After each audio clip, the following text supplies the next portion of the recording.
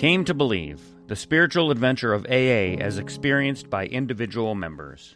Welcome back to Sober Readings, the Sunday edition, where I read a chapter out of Came to Believe. This week we're going to finish Chapter 9. Chapter 9 is titled Spiritual Progress, and I'll read the intro again. We are not saints. The point is that we are willing to grow along spiritual lines. The principles we have set down are guides to progress. We claim spiritual progress rather than spiritual perfection. And that was written by Bill W., and it's in the Big Book of Alcoholics Anonymous, page 60. But before I get into the readings, let's begin with the Serenity Prayer. God, grant us the serenity to accept the things we cannot change, courage to change the things we can, and the wisdom to know the difference. All right, so today's first story is titled The Central Experience. I make no claim that I know God in all His fullness, and I certainly don't feel that I understand God to any extent, but that there is a power beyond my personal will which can do wonderful, friendly things for me that I cannot do for myself. This I know beyond all question. I have felt this marvelous healing power at work in my own being, and I have seen the miraculous effects of this mysterious, indefinable power in the lives of thousands of recovering addicts who are my friends in Alcoholics Anonymous. For over 20 years, I was an atheist or an agnostic. During that time, I became a helpless alcoholic and an amphetamine addict and a complete failure in all areas of my life. All of my horrible sufferings was self-induced. And during those proud years, I often said, "If God exists, let Him give me a sign." I had quite forgotten that I was the one who had broken off communication when I became very clever during my 17th year. At that time, I set out to prove that there was no God, and for over 20 years, the confirmations of my opinion kept pouring in. So the first thing I came to understand about God is that He is very cooperative. It took me 20 years of suffering to learn this. The second thing I learned is that God is love. One of the saints says, "Every man that loveth is born of God." It was my good fortune to spend my first day in AA with such a man. He attended 3 meetings with me that day and took me to his home for both lunch and dinner. I was bewildered and confused. I felt that if he had really known me, he would not have had me in his home. His love and acceptance alone did not bring me into the program. I had been offered love and encouragement and advice and understanding many times before. But this time I responded. We are not healed by love alone, but by our response to love. Our understanding of God grows through our willing response to Him. My sponsor said, "Pray if you can." Having no faith whatever, thinking that prayer must be a kind of auto-hypnotic play acting, alone in my apartment I got down on my knees like a little child and prayed to the unknown God. I said, "God, take away my compulsion to drink." And my compulsion to drink was removed, and it has not returned from that day to this. Without knowing how I had done it, I had surrendered to the power, and the power did for me what I could not do of my own will. I went to an AA meeting every night, and every night I prayed, and every night I had long, wonderful dream conversations with God. The central experience, as I now often call it, was enfolding me and drawing me in as perfectly as my disordered mind would permit.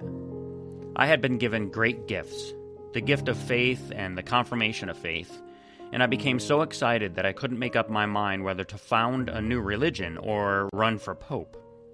For about 3 months, I went to meetings and prayed and dreamed and procrastinated. The pink cloud faded, and I began to feel very uncomfortable at times, and I was told that I was ready to do something about tidying up the refuse from my past. The next thing I learned about God is that faith without works is dead.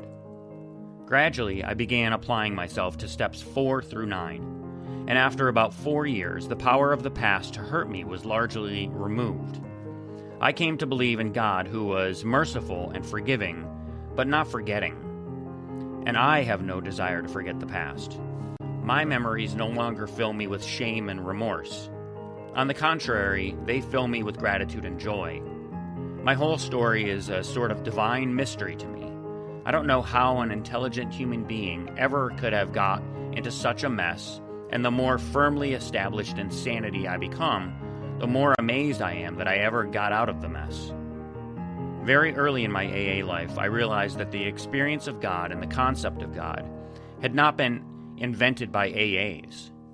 For me, it was not enough merely to rely upon my own experiences and continue to repeat the words, God as I understand him, at meetings.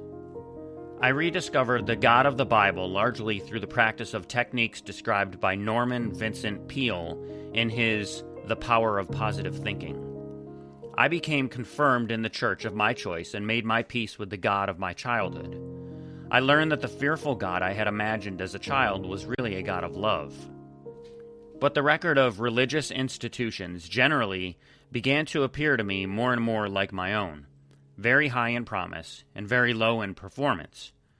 So I became interested in Christian mysticism, which led me into the study of techniques of deep meditation and of cooperative religions. I began to realize that the so-called mystics of whatever tradition, Christian, Jewish, Buddhist, Hindu, Taoist, or Mohammedan, all ultimately talked the same language. In one way or another, they all described the same blissful one behind the many, who could be directly known in deep prayer and meditation. I began to meditate morning and evening, and the results were so startling that I felt the need for personal guidance. Vivid waking dreams and strange inner experiences made me a bit anxious about proceeding alone. I investigated the organizations in Toronto which taught meditation techniques, and I chose the society which appealed to me most. What opinions I may hold, what techniques I may use 1 year or 5 years from now, I have no way of knowing. But I have noticed during the past 7 years that I have always been happiest when my commitment to AA and its 12 steps has been greater than my involvement in any other activity or group. In my present life, from day to day, I attempt to improve my understanding of God by responding to Him in 3 basic ways: by moving outwards into positive action, by exercising my ability to choose positive thoughts, and by allowing myself to be drawn inwards to positive being. For me, positive action means consciously trying to act towards other people in accordance with the spiritual teachings in which I believe, whether I feel like acting that way or not. I have found that it is much easier to act my way toward belief than it is to believe my way toward action. One of my daily action paths toward God is the path of fellowship in AA.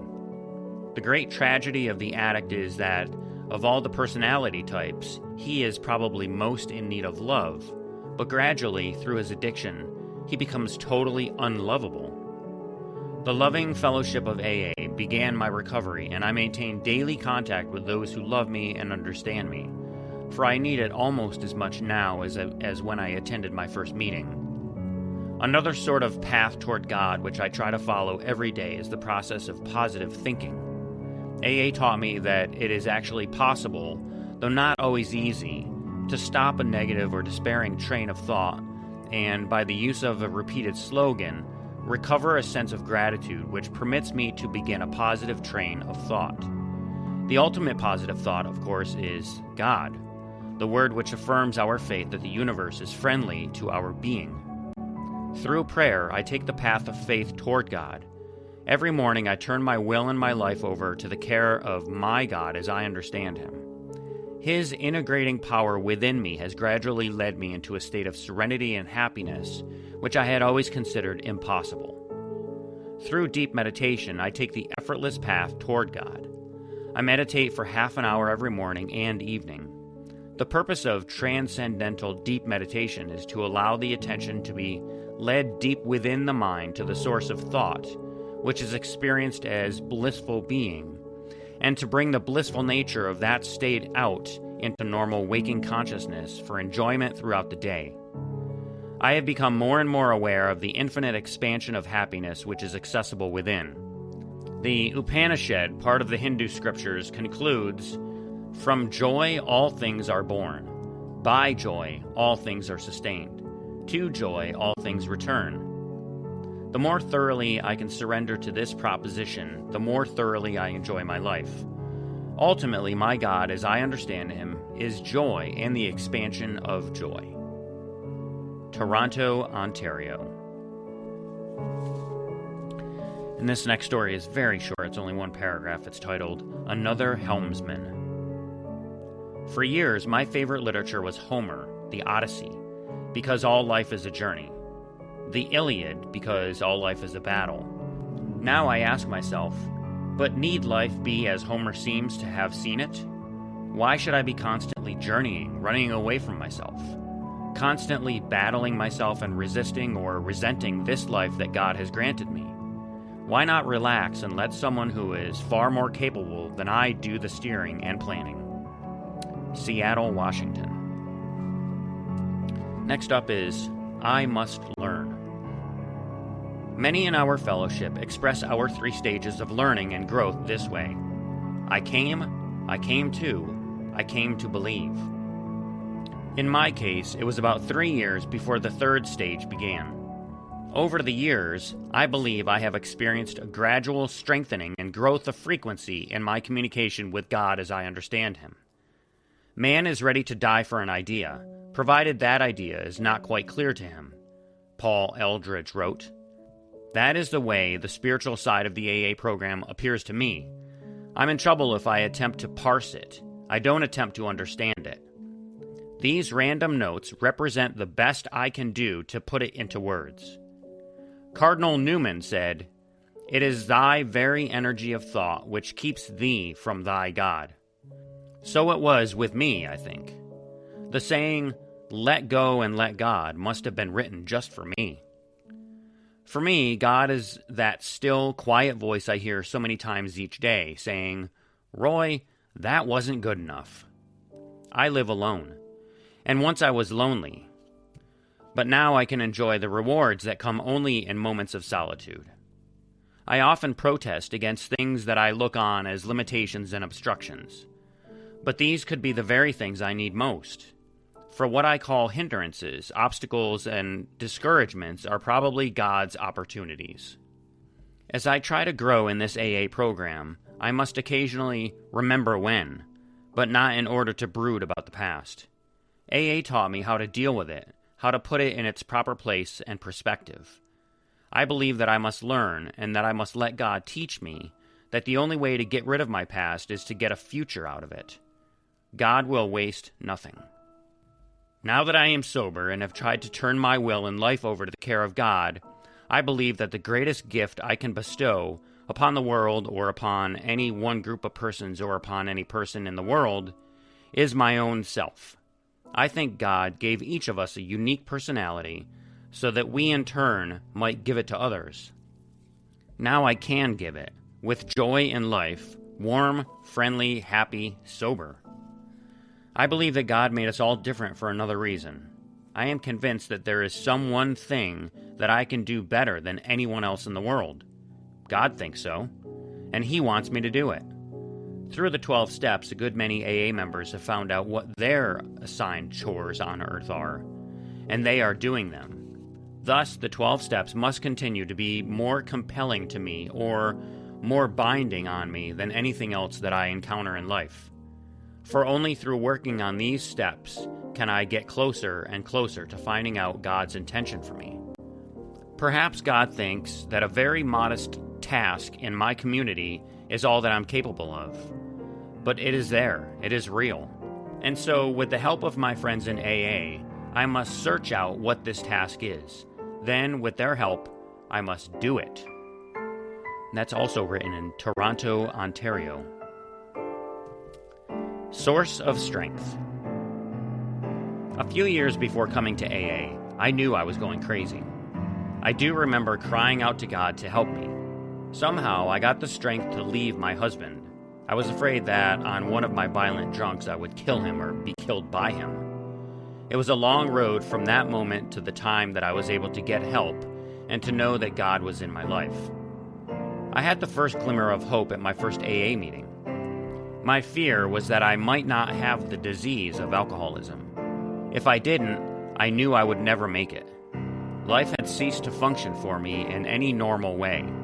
My depressions were paralyzing. AA seemed to present to me the direction and structure I had longed for.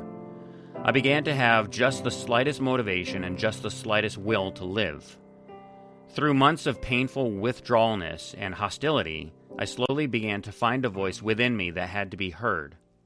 I forced myself to speak up at a meeting, so I could prove to myself that I existed. Then I began to get some freedom, but I was not really connecting.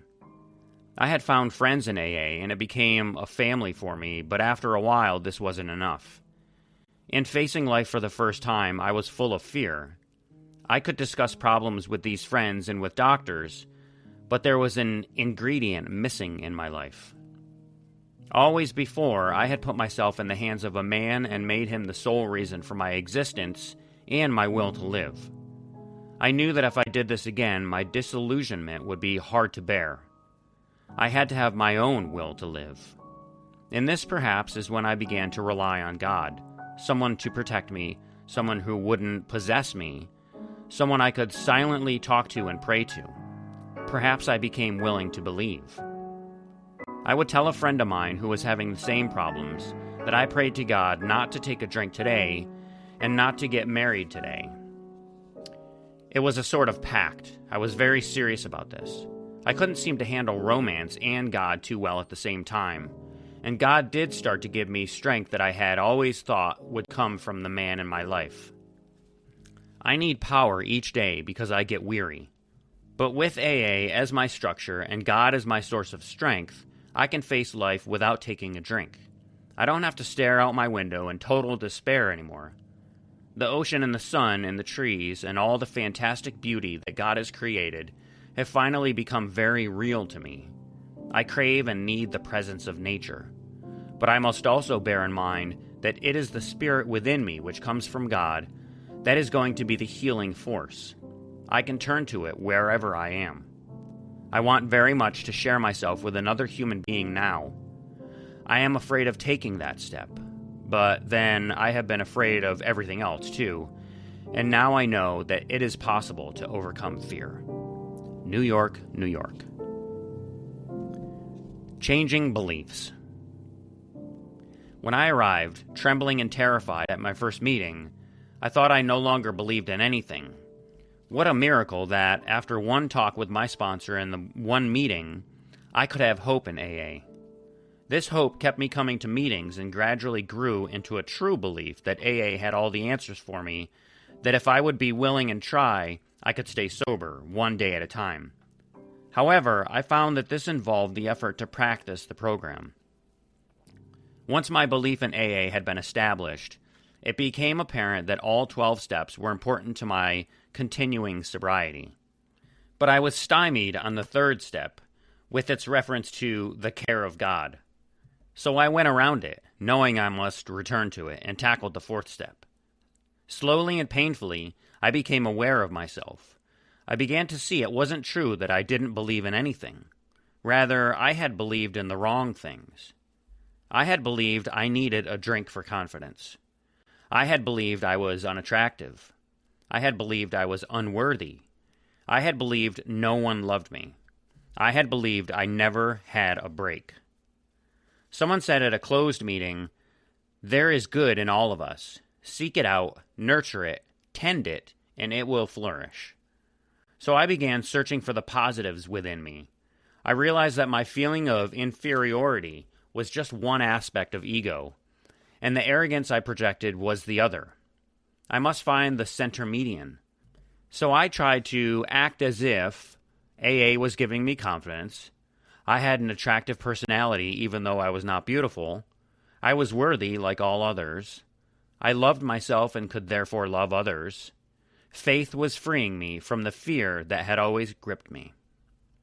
Now I believed at least that I could become whole with the tools of the AA program. Pursuing the steps, reading AA literature, asking questions at closed meetings, latching on to older AAs who had that mysterious quality of serenity. I discovered that all those whom I had emulated and admired had put the third step into their lives. I knew I wanted to do likewise. This necessitated my finding a God of my understanding, plus a willingness to let go. I realized that I must say, thy will be done. But who or what was this thy to me? I began to go back to review. What had I come to believe? I had come to believe in the AA program. I had come to believe that a power, AA, greater than myself could restore me to sanity. I had come to believe that I no longer needed a drink. I had come to believe that I could grow to be a whole person. I had come to believe that faith could eliminate fear. I had come to believe that I could love myself and so love others. I had come to believe that love was the key. With an open heart, I returned to the third step and turned my will and my life over to the care of God of my understanding. Fort Lauderdale, Florida. And that brings us to the end of Chapter 9 in Came to Believe. And so I hope you'll join me next Sunday for Chapter 10, which is titled, In All Our Affairs. And I'll read the intro now. Service gladly rendered, obligations squarely met, troubles well accepted or solved with God's help, the knowledge that at home or in the world outside we are partners in a common effort. The fact that in God's sight all human beings are important, the proof that love freely given brings a full return, the certainty that we are no longer isolated and alone in self-constructed prisons, the surety that we can fit and belong in God's scheme of things.